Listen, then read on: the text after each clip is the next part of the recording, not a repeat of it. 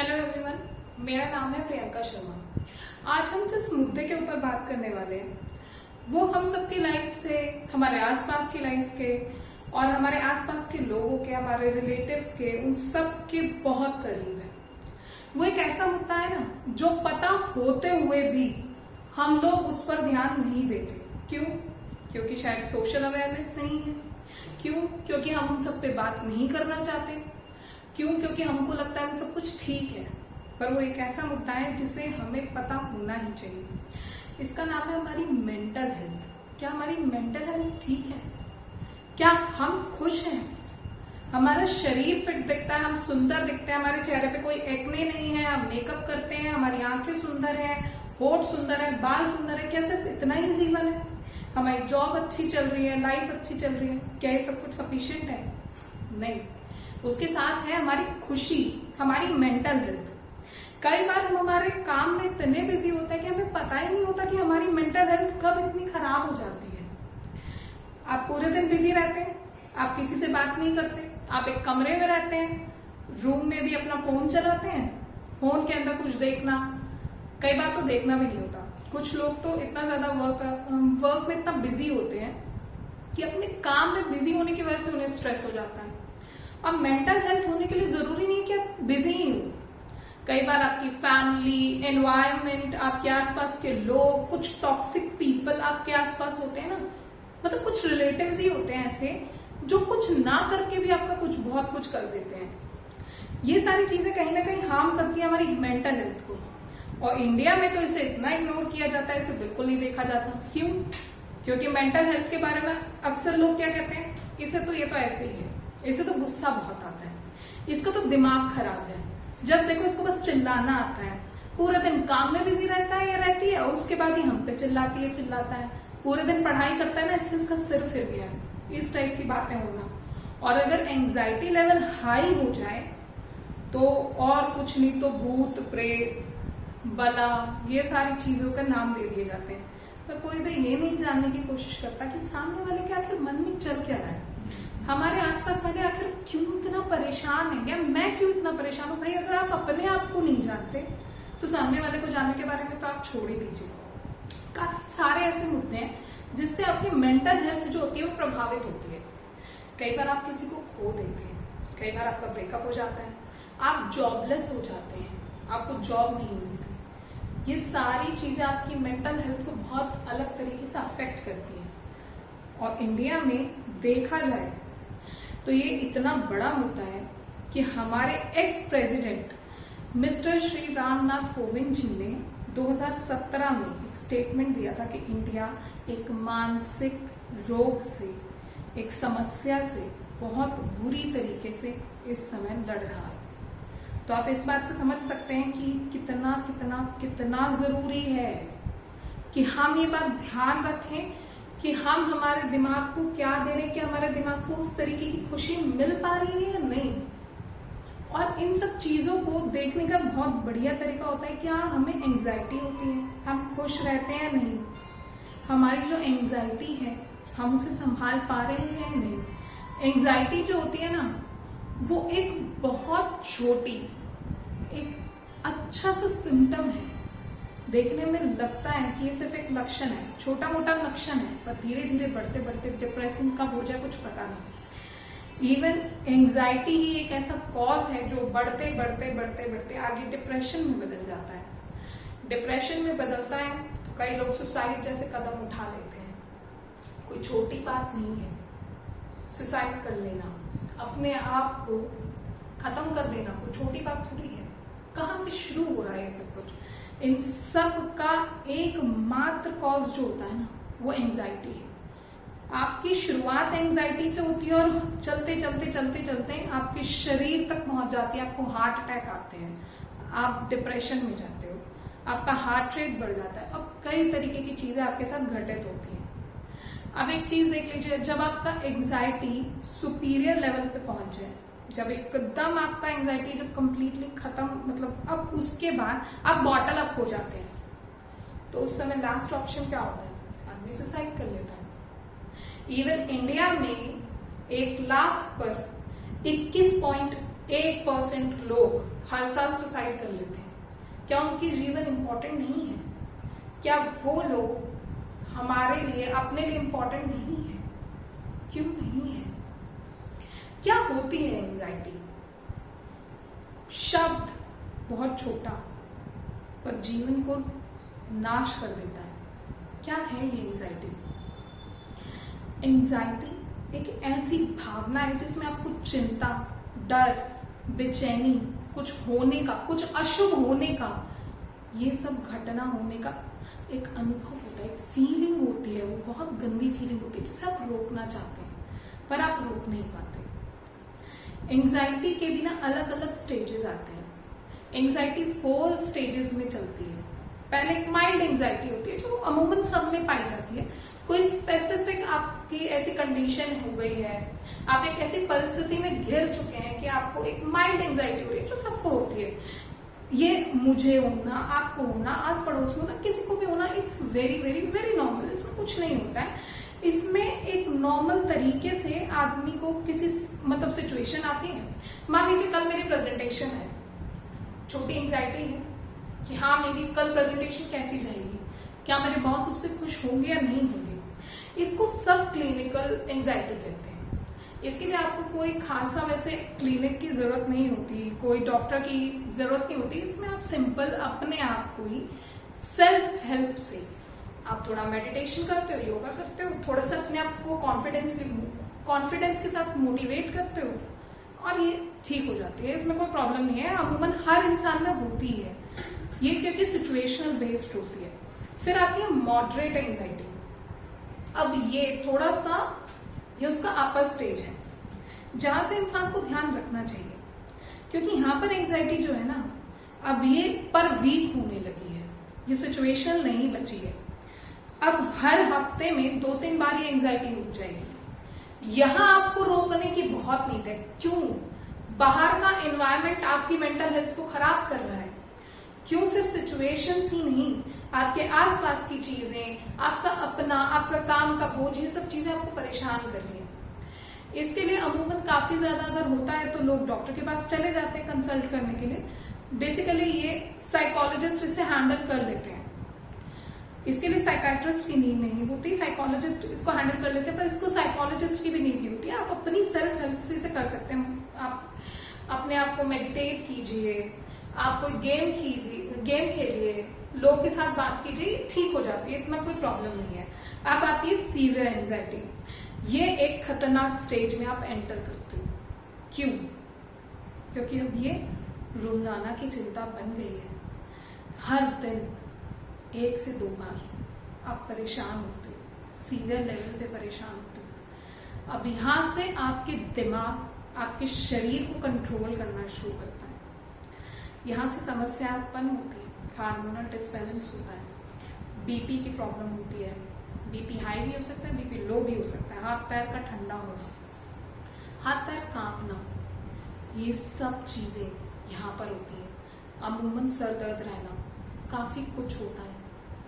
24 घंटे में एक ना एक बार ये घटित जरूर होती है। और यहीं पर अगर इसे नहीं संभाला गया तो जो नेक्स्ट स्टेज होती है वो फिर हैंडल करने के लिए बहुत डिफिकल्ट स्टेज होती है, क्योंकि उसके बाद सीधा आदमी डिप्रेशन में चला जाता है।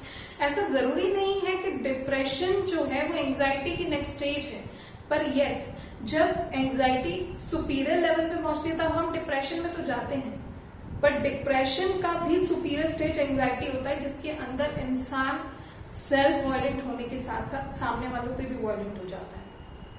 क्यों ये सब कुछ हो रहा है, इन सब पे मुद्दा लेना चाहिए। नेक्स्ट है पैनिक लेवल एंजाइटी। इसके अंदर इंसान को पैनिक अटैक आते हैं, वो चीजों को उठाकर फेंक देता है, इवन समटाइम्स तो बेहोश हो जाता है, उल्टी आना, चक्कर आना, तुरंत हाथ पैर का एकदम ठंडा हो जाना और बेहोश हो जाते हैं।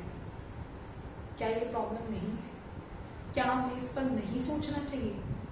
क्या ये एक छोटा मुद्दा है? आपके आसपास में भी बहुत ज्यादा चीजें होती है, तो कई बार आप लोग ये कह देते हैं कि इसका तो ड्रामा करने का काम है, ये तो परेशान ही करता है।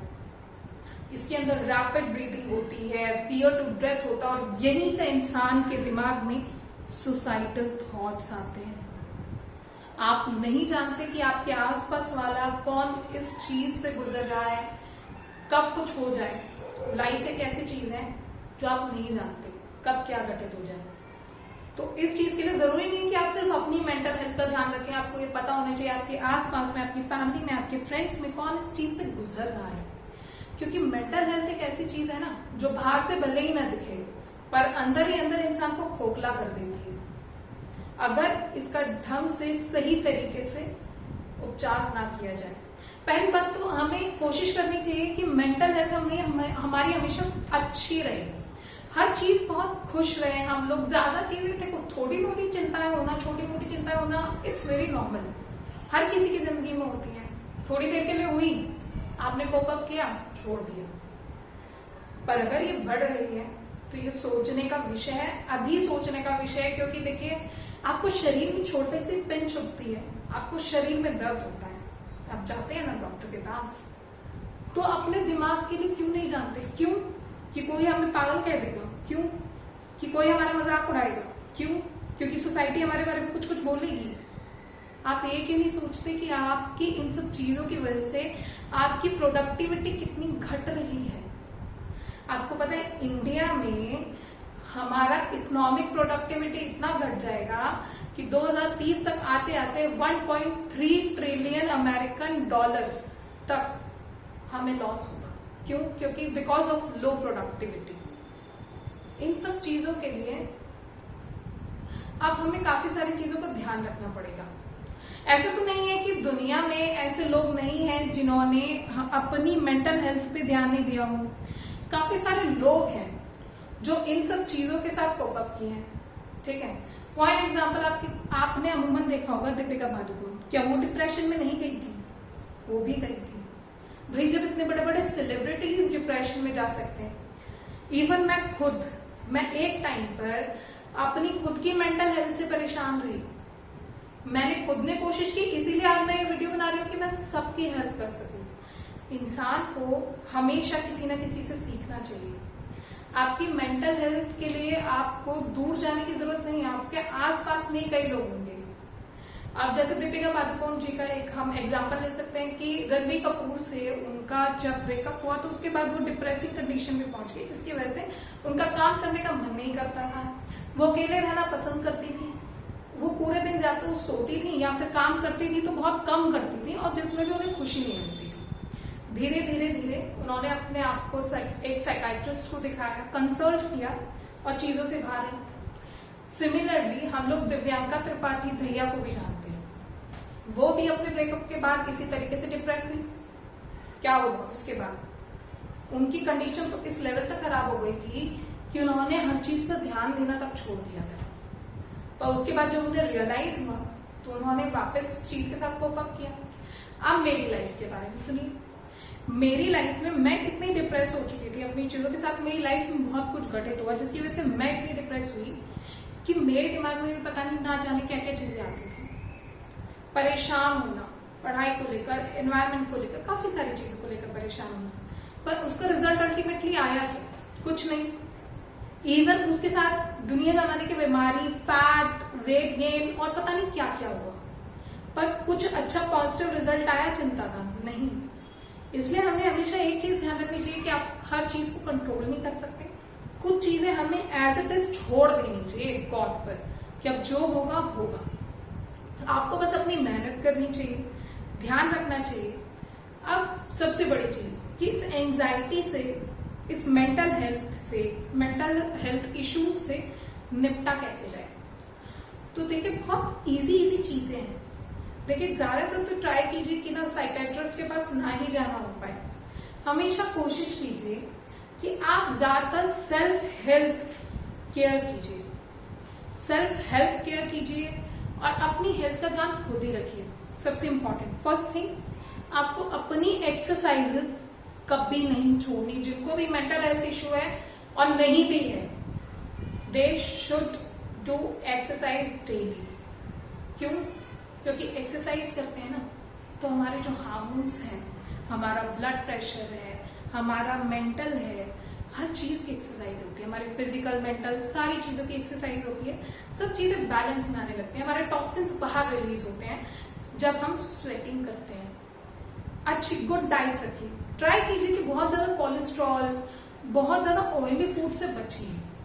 अच्छा, फ्रूट खाइए, और कुछ नहीं होगा तो 2-3 चीजें बहुत अच्छी होंगी। जैसे कि आप फ्रूट्स खाएंगे ना तो आपकी स्किन जो होती है वो हमेशा चमकने लगती है, चमकदार हो जाती है, आप गोरे होने लगते हैं। ऑयली खाएंगे तो पिंपल आएंगे, उससे कॉन्फिडेंस लेवल भी लूज होता है आपका। तो ये सारी चीजें कीजिए। गुड डाइट से आप एनर्जेटिक महसूस करेंगे। कार्ब्स थोड़े से कम कीजिए रोजाना की डाइट में। ग्लूटेन फ्री डाइट खाने की कोशिश कीजिए, पर इसका मतलब ये नहीं कि बिल्कुल ग्लूटेन फ्री हो जाएगी। थोड़ा थोड़ा डाइटिंग पे ध्यान दीजिए और डेली मेडिटेशन कीजिए। मेडिटेशन, योग और योगा दो अलग अलग चीजें हैं। योग जो आत्मा को परमात्मा से जोड़ती है, दो चीजों का जुड़ाव ही योग कहलाता है। एक्सरसाइजेस यानी कि आपका योगा वो फिजिकल आपकी बॉडी को ठीक करता है, शेपिंग करता है। दोनों ही चीजें बहुत जरूरी हैं, योगा और योग। शरीर ठीक रहेगा तो मन ठीक रहेगा। सुना है ना, पहला सुख निरोगी काया, इसलिए योगा कीजिए। और फिर हमें अपने दिमाग को भी तो स्वस्थ रखना है, आपके दिमाग भी तो इसी शरीर का पार्ट है, तो उसके लिए योग कीजिए। इससे मानसिक शांति मिलेगी। दिन में बहुत शांति के साथ कोशिश कीजिए कि दिन का आधा घंटा खुद के साथ निकालें। पर अगर परेशानी हो रही है तो बचिए कि आपको नेगेटिव थॉट्स आते हैं। आप अच्छे अच्छे मंत्र जाप कर सकते हैं, ओम का जाप कर सकते हैं, और कुछ नहीं तो ध्यान लगाइए। और जो लोग भाई हिंदुइज्म को नहीं मानते हैं, सनातन धर्म को नहीं मानते, they can do anything else. Like आजकल मेडिटेशन साउंड्स आ रही हैं, आप उनको अपने कानों में लगाइए, ईयरफोन लगाइए।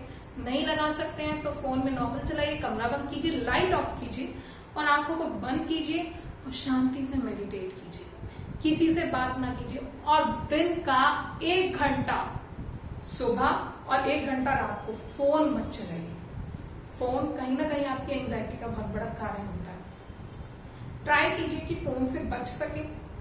अननेसेसरी किसी से बात मत कीजिए। सबसे इंपॉर्टेंट, अपनी माँ से बात कीजिए। कोई भी ऐसी चीज नहीं है जो माँ सॉल्व नहीं कर सकती। माँ के पास तो हर एक चीज का सोल्यूशन होता है।